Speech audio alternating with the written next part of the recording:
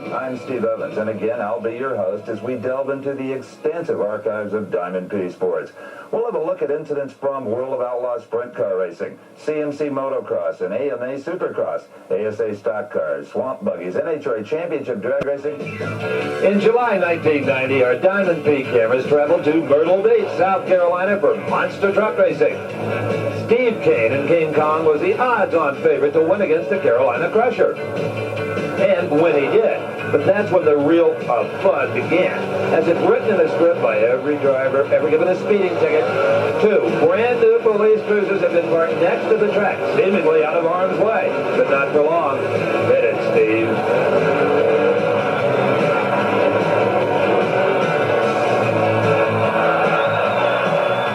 Diamond P's Army Armstrong topped to the man. The crowd cheered like a four-wheel Robin Hood.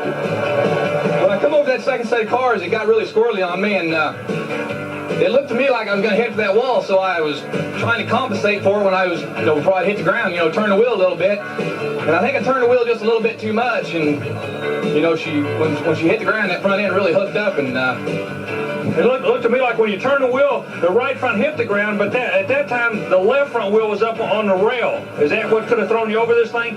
When you got the left wheel onto the rail, it looked like you're really in trouble.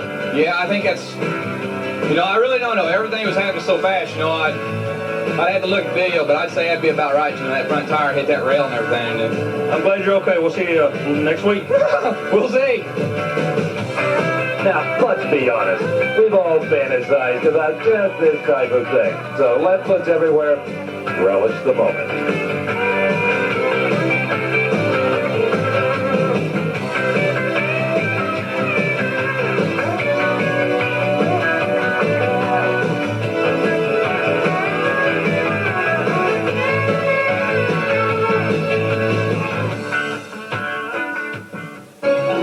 In 1989, we returned to the Mid-Ohio Sports Car Course with the IMSA Grand Prix of Ohio, featuring the GTP prototype. Now, the GTP cars are known to be very temperamental, and when the 98 car of Drake Olson backfired after a routine pit stop, the crew knew there was trouble, and very soon, so did Drake Olson.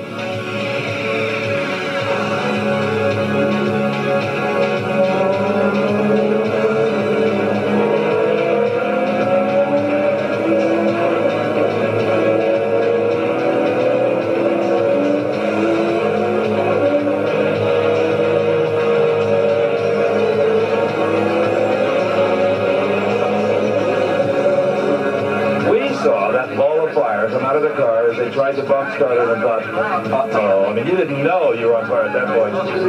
No, I didn't know. It wasn't until I got around the other side of the bridge. It felt a little abnormally warm, and my crew chief was on the radio to me telling me to get out. So I looked in the mirror, and there were flames, and then that was all the incentive I needed. Did you get a chance to look at the car? Yeah, I did. It just, it melted quite a bit in the rear, but it'll be all right. Good to see you're okay again. Thanks a lot. In any type of motorsport, there is nothing more dangerous and destructive than fire. And even though drivers wear state-of-the-art protective clothing, the memory of a race car fire does not soon leave a driver's consciousness.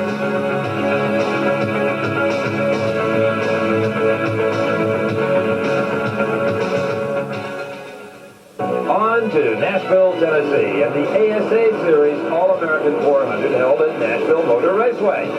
In qualifying for the 1989 event, it was the number 3 car of Kenny Wallace tagging the wall coming off of the back straight. Then, in the All-American 400, it was a very tight field on the backstretch when one of the crowd got loose, and all of the others followed into one great pile-up. It was a while before race officials got that one cleaned up.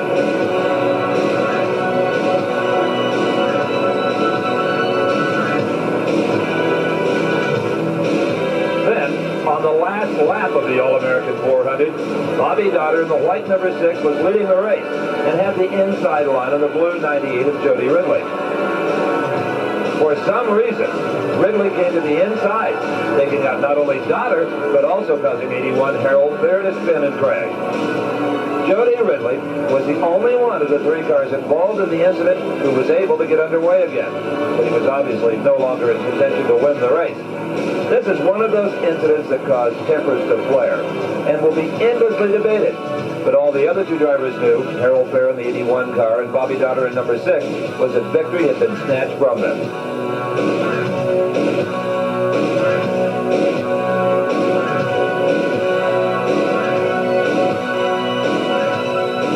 It was our race. We had won. This team, our crew, Ed Risen's team, worked so hard. This was a brand new car for this race. We ran our strategy all day, and it's just really unfortunate that you have to race against someone of the caliber that what Jody Ridley had to do to me to take the chance to win for himself. It's very unfortunate. A very emotional moment here, Jody. I'll tell you what. Are you okay, first of all? I'm fine, bro. I know. You got to be disappointed. You know, no aches and pains, though, and just a disappointment, huh? Well, disappointing, I hate it for the guy that got caught up in that. You know, daughter's been playing like that for the last 3 or 4 races. And I had the whole racetrack just shut me in a wall down back there, and I hate took the other guys out. I don't hate it for him. Yeah. You know, and then they come over here and jump on my guys. They kind of pitch them ratchet, you know. And that's sportsmanship, the way I see it. And the debate rages. The 19-event 1990 NHRA season was as spectacular as any on record, and one of the first to prove it was Al Hoffman and his BDS Bunny car. These spectacular photographs chronicle a qualifying run at the 1990 Winter Nationals. Just as Al Hoffman left the starting line, the car exploded into a giant fireball. The fiberglass body immediately broke into 2 pieces and was thrown away from the car. This was good and bad for Hoffman. Good in the sense that there was no body to ignite into a bigger blaze, and bad because the fire was delivered right into Hoffman's lap. Al Hoffman walked away uninjured from this incident, but his 1990 season was off to a very poor start.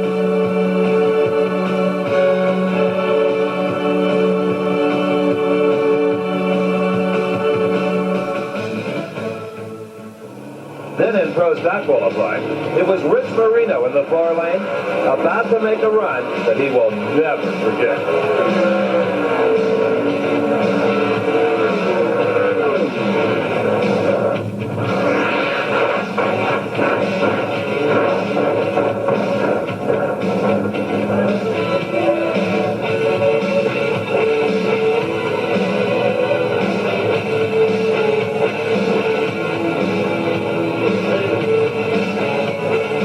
Probably guess what Rich had to say to the NHRA safety crew when they arrived on the scene.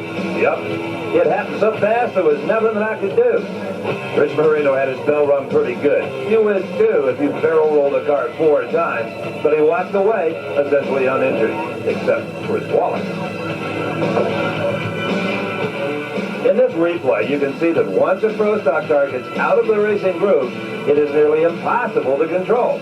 Rich Marino's car dug in on the left side, and once that happened, Rich was going for a ride, no question about it.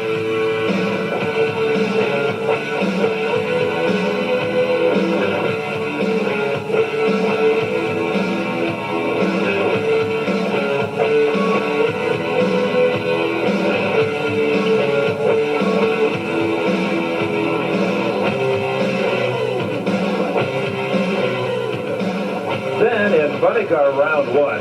It was Art Hendy in the far lane, generating some essentially unwanted television coverage.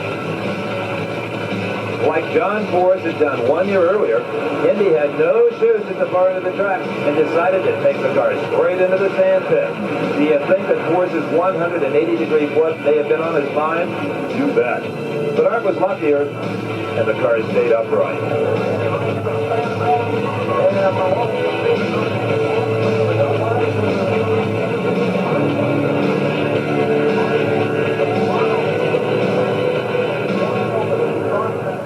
Then at the Arizona Nationals, it was Jim Adolph in the far lane, lifting the floor and the body so cleanly that aside from the body laying on the ground, it was hard to tell there had been a problem at all.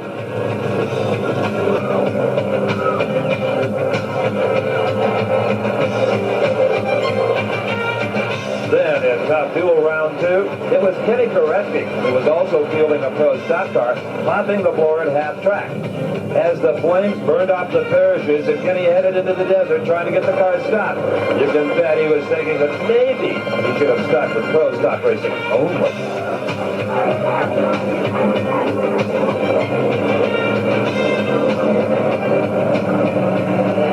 In the top duel National semifinals, it was now Shirley Muldowney's turn for trouble. Shirley had big problems as she got the front end way up in the wheel stand, and Gary Ormsby in the other lane had to take evasive action. Well, you know who the real race car drivers are when things like that happen. Shirley, great job. Had my hands full, Steve, but what a great car. It just, it was up so fast, I couldn't believe it. And then I saw that line coming. I was praying that Ormsby. I knew it was Ormsby. I mean, I was thankful it was Ormsby is what I wanted to say. You had a pro in the other lane as well. Yeah, I thought, golly, I'm telling you, it was on a heck of a pass. Well, this guy's got a great future. Great car, I'm telling you. Not a bad driver either. Thank you, Steve. Appreciate it. At Houston Raceway Park, Jimmy Nix joined the ranks of drivers like Garlitz, Prudhomme, and Hill, all victims of top fuel blowovers.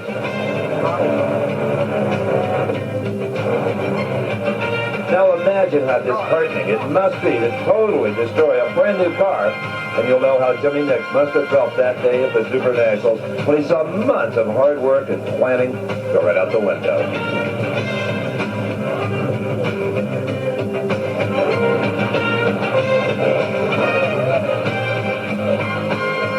Remember Gary Ormsby's wing collapse at the '89 California Nationals? Well, at Houston, in top fuel qualifying, Connie Coletta's car suffered the same fate.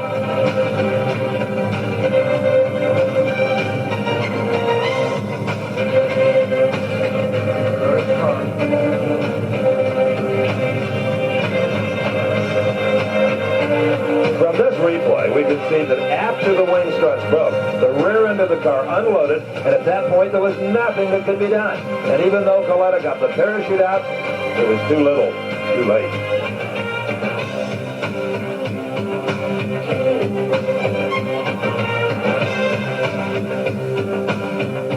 Connie Coletta had to spend a couple of days in the hospital, and while he was there, he heard a doctor describe his condition as conscious, alert, and stable. Coletta said, "I could prove then from the crash. I've never been all three at the same time in my life." He has since fully recovered and driven again.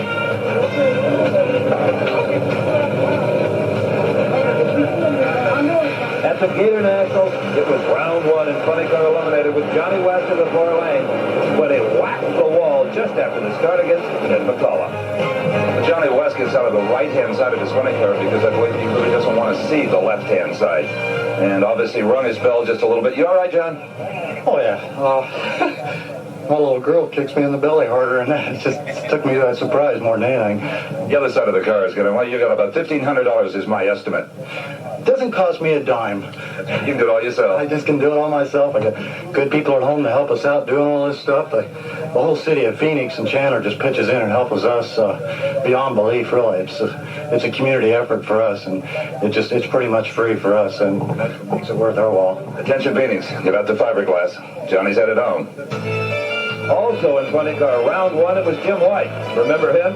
Just after the start, the left rear tire blew apart, taking a lot of the body with it. It was only Jim White's skillful driving that kept the car from sustaining much more damage.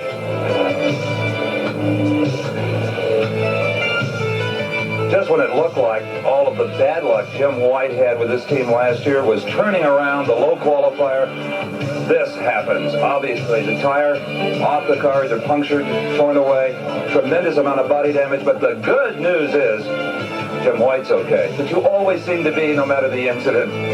Well, so far we have been. The safety equipment is excellent. Murph McKinney built the chassis. He did an excellent job. Everything does what it's supposed to do, you know. What do you think happened? Well, it's hard to say. That was a brand new tire, brand new set of tires for first round this morning. It looks like the tire just came apart somehow. I don't know. We'll just get it over and get the Goodyear guys to take a look at it. They do an excellent job, too. We can't complain about the product they give us. Absolutely. At the Winston Invitational, it was Richard Hartman driving the Nick Bond and Fond Roy Festus funny car, taking a wild ride that he would just as soon forget. Fortunately, he was able to get the car under control and avoid much more damage.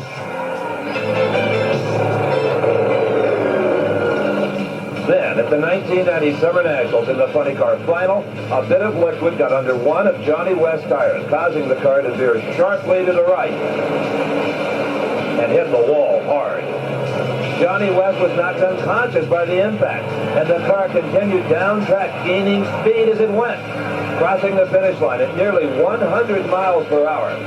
In one of the scariest incidents that I have witnessed, clearly everyone held their breath as it became clear that Johnny West was not going to stop. The impact was devastating.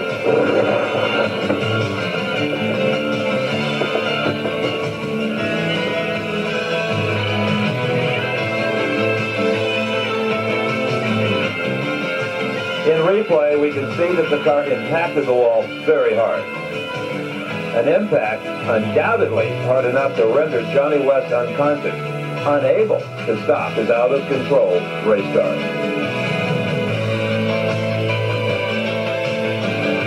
Well, here is what remains of the body of the Johnny West funny car. The chassis has been impounded by the state of New Jersey. That's the law here. I'm with Dr. Joe Oliver, NHRA physician. What can you tell us, Dr. Oliver, about Johnny West?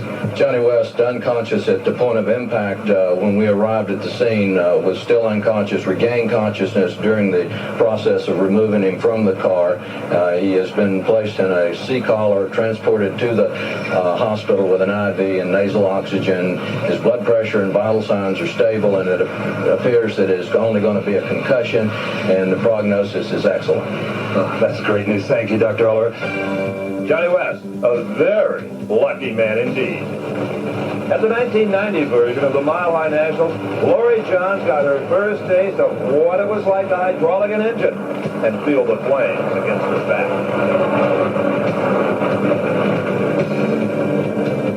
Lori, first of all, you okay, honey? I'm fine. This is really disappointing. I don't believe, I mean, I've never seen destruction like that before, and I've seen some pretty bad ones. This is not what's supposed to happen. Pretty humiliating. It was certainly one of the brightest Roman candles we've seen in a long time. No heat in the cockpit, though? No, I was fine. I just got out and kind of dropped down to my knees. I couldn't believe we had so much damage, and this is just not what you want to see happen. We want to do well, and this is not supposed to happen. Indeed not. Like the engine explosion we saw with Mark Oswald earlier, the compressed liquid that becomes trapped in the cylinder absolutely blows the engine to pieces when it's compressed. It's called hydraulic. At one of the few races in recent memory that NHRA has run at night, Tom Hoover in a Showtime funny car lived up to its name and provided the fireworks. Once again, we witness a great driving job as Hoover kept the car in the center of the track and away from the walls where some real body and chassis damage could have been done.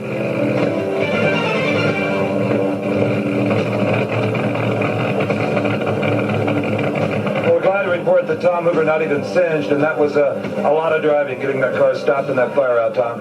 All I could think about was some of the experience that we had over the years, and I did my best to stop it.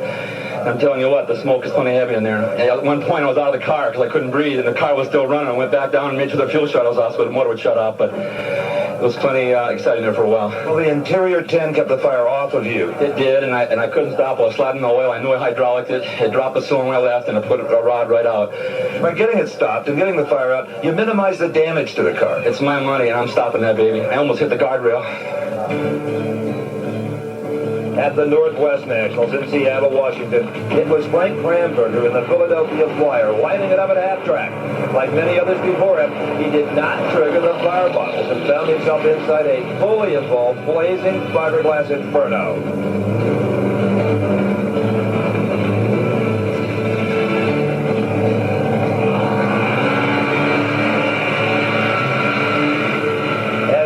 He got the car stopped on the side of the track. He popped up through the roof end and was helped out of the car by fellow funny car driver K.C. Spurlock. Then, as fate would have it, K.C. Spurlock himself got into exactly the same trouble during elimination. But he did everything right in getting the car stopped. He kept the car off of the wall. He pitched it sideways to scrub off speed. He triggered the fire bottles. He got the roof hatch open, and as soon as he was moving slow enough, K.C. Spurlock bailed out.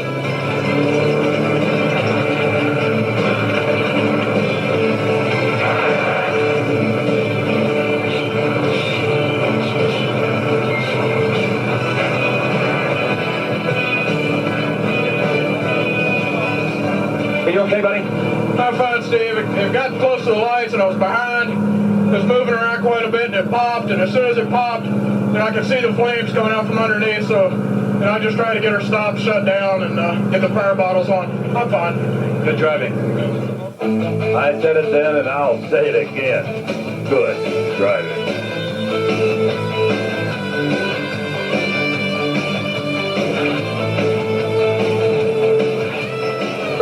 We showed you what a blown tire could do to a funny car running at full speed. Well, at the 1990 North Star Nationals, it was Doc Holliday's turn to narrowly miss disaster when a tire blew in this run against Tom Hoover.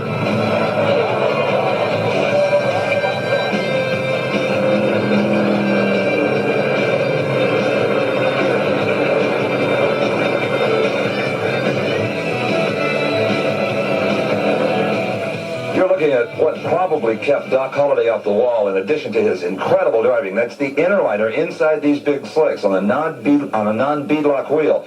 It holds the air. Doc, that was one heck of a job of driving. It was tough. Excuse me. I thought I was going to hit Tom. I had to come around on the inside of him, and I just pushed it up against the guardrail and held on. And still air in that inner liner. Oh, the inner liner did a great job. That saved us. I'm a little out of breath yet, but we'll let you get it collected. They ain't here, but we'll survive. In an event that was characteristic of the 1989 Funny Car champion Bruce Larson's entire season, he popped the blower at Brainerd and had a monumental fight on his hands to keep the car under control and get it stopped.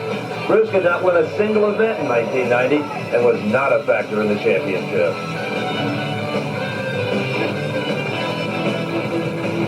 Well, it felt like a real good run until I got down around 800 or 900 feet, and then it just started to lay over, and before I had time to take my foot out of it, it blew, and I imagine the blower blew off. I haven't gone over and looked at the car, but then everything just got kind of dark in there because of the smoke, and when a time like that comes, you have to kind of steer by the seat of your pants. You really do, and you can have a kind of a sense of direction where you're going, and I knew I was sideways a couple times, and it wasn't until the last instant that I thought I was in trouble, and then I tapped the guardrail a little bit.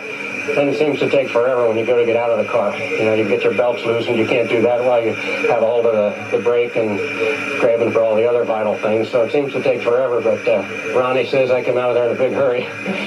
Indeed he did. In many ways what you have just seen is a testimony to the people who make the rules in motorsports and the people who build the cars, so that this tape, despite everything you've seen, can be called, and they walked away. Part 2. For all of us at Diamond P Sports, I'm Steve Evans saying thanks and so long for now.